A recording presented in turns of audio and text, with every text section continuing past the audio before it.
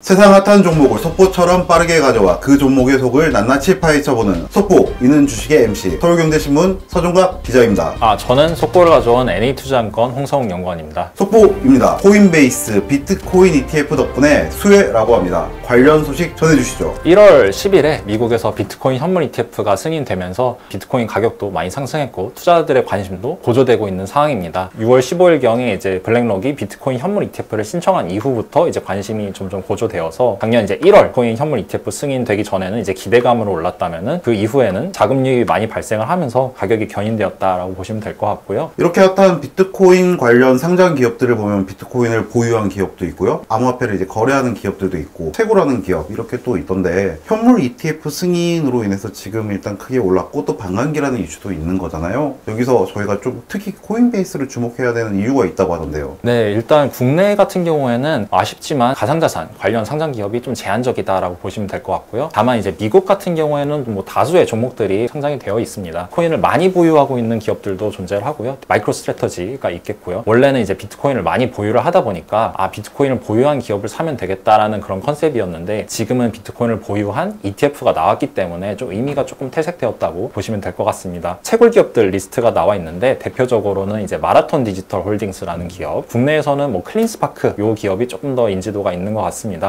최근에는 조금 이제 좀 조심해야 되는 국면이다 이렇게 생각을 하고 있습니다. 왜냐면은 이제 반감기가 이제 4월 20일경에 다가온다고 말씀드렸잖아요. 단기적으로는 좀 수익성 압박이 좀 상당히 심할 수 있기 때문에 좀 뭐 조심하는 국면이어야 될 것 같고, 코인베이스 같은 경우에는 이제 ETF 뭐 전후로 이제 주식 성과도 상당히 뭐 좋다고 보시면 될 것 같고요. 비트코인 ETF가 나오기 전에 이게 나오게 되면은 코인베이스를 통해서 더 이상 이제 거래를 하지 않을 수도 있다. 불리한 게 아닌가 이런 의문들도 있었는데 코인베이스가 그래도 여전히 각광을 받는 이유가 뭐가 있을까요? ETF가 나오면서 당연히 ETF로 거래량이 옮겨가면은 뭐 안 좋은 거긴 하겠지만 이 전반적인 이제 가상자산에 대한 관심도가 올라가면서 거래소의 비트코인 거래량도 올라갈 수가 있고요. 게다가 이제 ETF가 나온 거는 비트코인 하나이기 때문에 다른 이제 이더리움이나 알트코인 같은 경우에는 오히려 관심이 높아진 상황에서는 거래량이 더 늘어날 수 있습니다. 코인베이스 같은 경우에는 ETF 그 밸류 체인에서 비트코인 수탁사로도 역할을 하고 있고요. 그리고 비트코인 관련해서 뭐 프라임 브로커리지 서비스도 제공을 하면서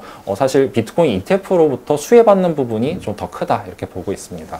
게다가 코인베이스 같은 경우에는 이제 현물 거래 소도 지원을 하지만 선물 거래도 이제 지원을 작년부터 하기 시작했습니다. 아직은 이게 큰 사업 부분은 아니긴 하지만 저희가 통상적으로 생각할 때 이제 현물 시장보다는 선물 시장의 거래량이 더 많잖아요. 그래서 비트코인 관련 서비스 관련해서 다각화되어 있는 점이 코인베이스가 ETF 전후로 이제 성과가 좋았던 이유라고 보시면 될 것 같습니다.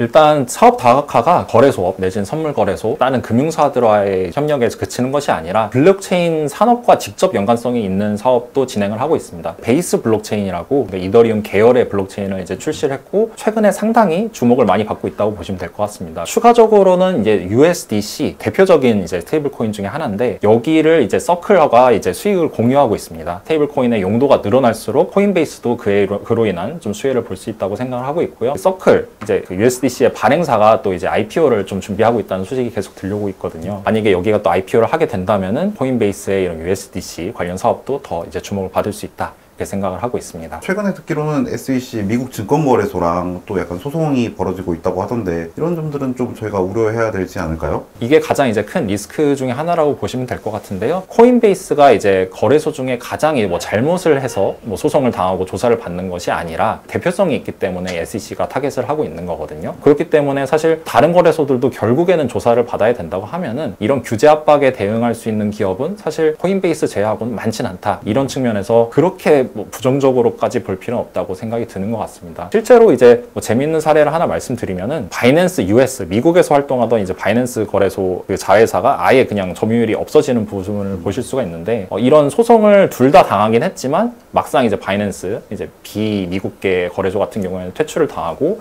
오히려 코인베이스나 다른 거래소의 점유율이 올라가는 모습을 보이는 거를 봐서는 코인베이스가 당연히 이제 호재라고 할 수는 없지만 그렇게 큰 악재는 알 수 있다. 플러스 현재 이제 SEC SEC 그리고 SEC 의장 게리 겐슬러 의장이 가상자산 산업에 대해서 규제 압박을 가하고 있습니다. 만약에 트럼프 정부로 이제 만약에 바뀌게 된다고 하면은 SEC에서도 좀 인사가 있을 수 있어서 좀 이런 규제 압박도 좀 완화가 될 수 있다고 뭐 그런 가능성도 있다고 보시면 될 것 같습니다. 오는 6월부터 미국이 이제 기준금리를 내릴 거라는 이제 컨센서스가 많이 자리 잡고 있잖아요. 그러면서 이제 또 중에 묶여있던 자금들이 약간 유동성이 늘어나면서 좀 약간 위험 자산으로도 많이 들어올 것 같은데 비트코인 ETF로도 좀 많이 들어오고 있다면서요? 네, 맞습니다. 이제 1월 11일부터 지금까지 이제 평균을 내보면은 하루에 2억 달러 이상 이제 자금이 유입되고 있고요. 2월 한 중순부터 자금 유입이 강하게 들어오면서 ETF가 이제 비트코인 가격을 견인해서 올렸다. 이런 평가가 많다고 보시면 될 것 같습니다. 이렇게 하루에 2억 달러 넘는 자금이 이렇게 들어오게 된 그런 계기. 누가 이렇게 사고 있냐에 대해서는 일각에서는 뭐 기관 투자자가 오고 있는 것이 아니냐라고 하고 있지만 아직까지는 개인 투자자 위주라고 보고 있습니다. 그러면은 지금 이제 들어오고 있는 개인 투자자들은 2030이라기보다는 베이비부머 세대들이 금융자산의 대부분을 보유하고 있잖아요. 그래서 그런 분들이 유입되게 되면서 이렇게 상당한 자금 유입이 이제 들어왔다고 보시면 될 것 같고요. 그리고 미국 같은 경우에는 이제 퇴직연금 그것도 이제 증시나 이제 코인에 미치는 영향이 클 수 있는데 ETF, 비트코인 ETF라는 이런 상품이 생기면서 그런 퇴직연금에서도 자금이 이제 들어왔다고 보시면 될 것 같습니다. 단기적으로 좀 더 투자자들의 이제 이목을 끌 수 있는 이벤트로는 이제 반감기가 있다고 보시면 될 것 같습니다. 현재는 이제 비트코인이 하루에 한 900개 정도 채굴이 되고 있고요. 그 반감기 4월 20일경을 넘어가게 되면은 하루에 비트코인이 한 450개 정도 채굴되게 됩니다. 그걸 이제 달러로 환산해 보게 되면은 지금은 하루에 한 6천만 달러 정도 채굴이 되고 있다면은 이후에는 3천만 달러 정도로 이제 채굴량이 줄어들면서 수급적으로 좀 우호적인 효과가 생긴다고 보시면 될 것 같고, 이거는 이제 반감기 날 하루에 이제 효과가 집중된다기보다는 매일 3천만 달러 정도씩 누적되어서 효과가 나타난다고 보시면 될 것 같습니다. 그럼 중장기적으로도 어떻게 보면 이 비트코인에 대해 자금이 계속 몰릴 수 있는 또 요인들이 있을 것 같아요.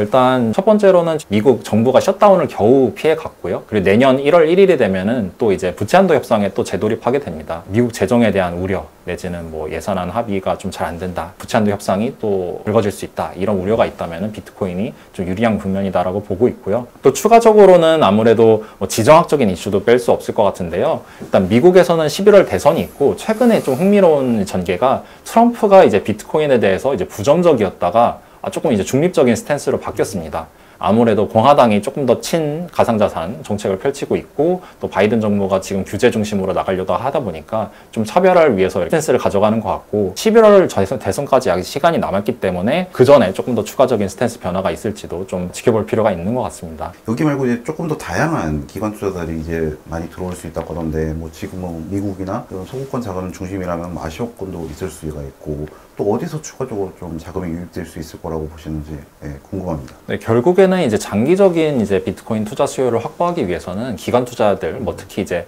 대형 연기금 운용사들도 이제 들어와야 될 텐데요. 일단 지금 가져온 뉴스는 최근에 일본의 국민연금이라고 할 수 있는 GPIF가 스터디 차원에서 비트코인을 좀 알아보기 시작했다, 이런 뉴스를 가져왔습니다. 이런 기관 투자자들이 들어오려면은 아까 말씀드린 비트코인이 이제 부각되는 이벤트들이 좀 더 나오게 된다면은 이게 그냥 단순히 유동성에 의해서 움직이는 자산이 아니구나 라는 게 시장에 좀 더 학습이 되면 들어올 수 있을 것 같고요. 그리고 5월 15일까지는 이제 미국에서 13F 파일링을 이제 공시를 해야 됩니다. 13F가 무엇이냐면은 지난 분기에 어떤 기관이, 금융기관, 대형 금융기관이 어떤 종목을 보유했냐, 이런 걸 공개하는 그런 공시인데요. 여기서 만약에 이제 주요 금융기관들이 13F 공시를 통해 1분기 중에 비트코인 현물 ETF를 만약에 매수를 했다, 이런 것들이 나오게 된다면은 촉매제가 되지 않을까라고 생각을 하고 있습니다. 비트코인의 뭐 또 다른 별명이 디지털 금이기도 하잖아요. 금의 가치를 좀 어느 정도 많이 따라잡았다고 하던데 어느 정도가 되는지 궁금합니다. 금과 이제 아무래도 좀 많이 비교가 되는 건 맞습니다. 그리고 지금 전체 시가총액으로 따지면 금의 한 9% 정도까지 왔다고 보시면 될 것 같은데, 금 ETF의 한 60% 가량까지 왔다고 보시면 됩니다. 지금 속도대로라면은 아마 뭐 1, 2년 내로 뭐 빠르면은 금 ETF를 따라잡을 수 있을 것으로 보이고 있습니다. 그럼 천장이 어디냐라고 가늠을 해보자면은 금 중에서 한 22%가 투자용 금으로 쓰이고 있다고 하는데요. 이게 이제 가치저장 수단으로서의 금이라고 보시면 되는데, 비트코인이 가치저장 수단으로서의 금과 대등하다는 이제 인식이 생긴다면은 금 시가총액의 한 22% 정도까지 올라갈 수 있다고 보고 있고, 거의 3배라고 보시면 될 것 같습니다. 예, 저희 뭐 비트코인에 대한 단기 그리고 중장기 전망을 또 들어봤고요. 코인베이스의 전망에 대해서 들어봤습니다. 단기적으로는 비트코인이 지금 방한기를 앞두고 있고, 또 그 금리나 인해서 또 추가로 유동성이 풀리고 다양한 사업 기회들이 부각되면서 코인베이스도 추가적으로 뭔가 더 올라갈 룸이 있다는 얘기로 종합이 되는 것 같습니다. 오늘 코인베이스 속보를 한번 알아봤습니다. 여러분의 성공 투자에 도움이 되셨길 바랍니다. 다음에는 어떤 속보 주식을 가져올지 기대해 주시길 바라겠습니다. 감사합니다.